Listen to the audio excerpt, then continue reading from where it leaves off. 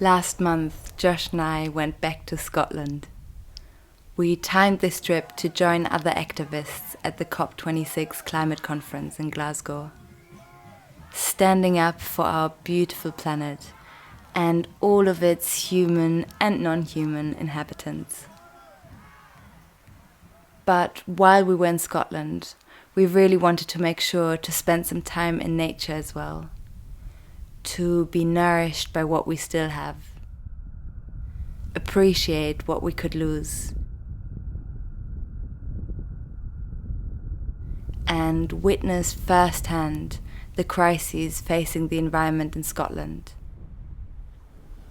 The loving work that's being done to save and to restore it, and the urgent need for more action now.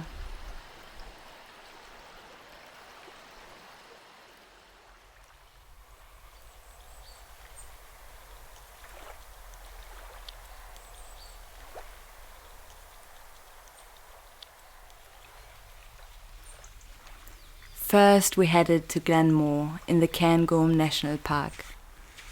Glenmore is nestled among Caledonian forest, much of which is ancient, besides a crystal clear loch with the Cairngorm mountain plateau reflected in the water.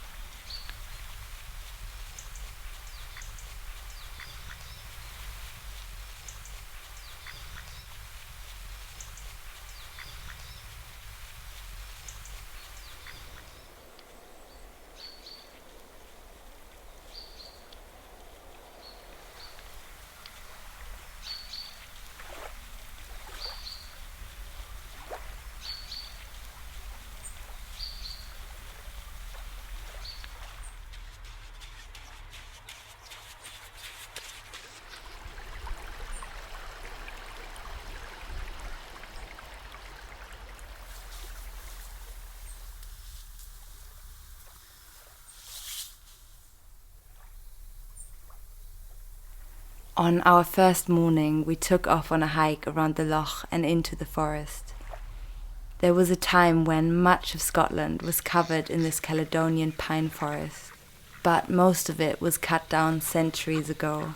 Now, this land that wants to be wilderness is mostly kept empty of trees by livestock grazing, or kept clear by repeated burning to make it suitable for grouse shooting for sport. Some has been replaced by plantations of non-native conifers for the timber industry. Today, less than 5% of wild Caledonian forest remains. And though I can't pretend that the loss of this ancient, rich pine forest doesn't upset me, it really does. There is some ground for hope. Forestry and Land Scotland, an agency of the Scottish Government, manage this landscape. They've started to cut down the non-native lodgepole pine plantations to make space for new Caledonian forest to rewild the Glenmore Forest Park. And no one needs to plant this forest. You can see a few old Scots pines that will be mother trees, providing the seeds and shelter and even underground nourishment to support the next generation. It's simply humans making space for nature to do her thing. Walking through the mosaic of native forest and conifer plantations really shows the striking difference between the two. The dense plantations feel and look so depleted and dark, lacking in biodiversity. The ancient pine forest, on the other hand, feels lush and dynamic, layers and layers of life growing on top of each other, interwoven and living in symbiosis. Lichen, ferns, bilberry bushes, young saplings, old trees, dead trees, rotting wood giving new life to mushrooms and insects and moss. I can almost convince myself that I can hear the pulse of the forest.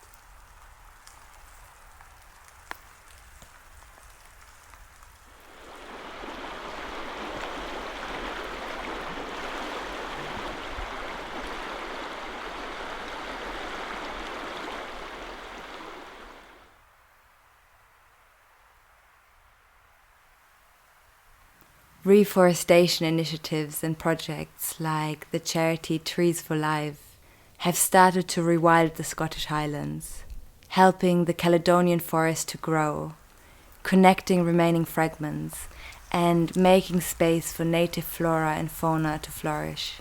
I will link to a few of them below in case you would like to get involved.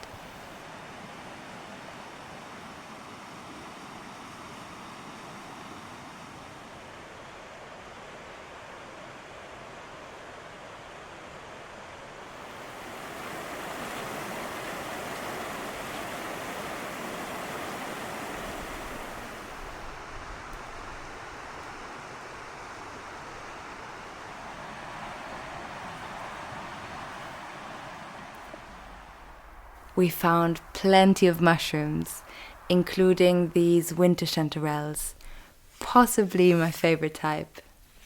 Mushrooms are just the fruit of a much larger, more mysterious organism, the mycelium, that spreads underground. It survives when you pick its fruit, like an apple tree survives when you pick apples. I've shown some mushroom picking in videos before, and always get hundreds of comments telling us we need to cut the stem, not pull them out of the ground. And I'm really glad that my viewers care about conserving the fungi. However, there has been research on this issue that shows that whether you pluck or cut mushrooms is unlikely to make any difference. The most important rule is not to take too many. Leave plenty for other animals to eat and to seed the next generation.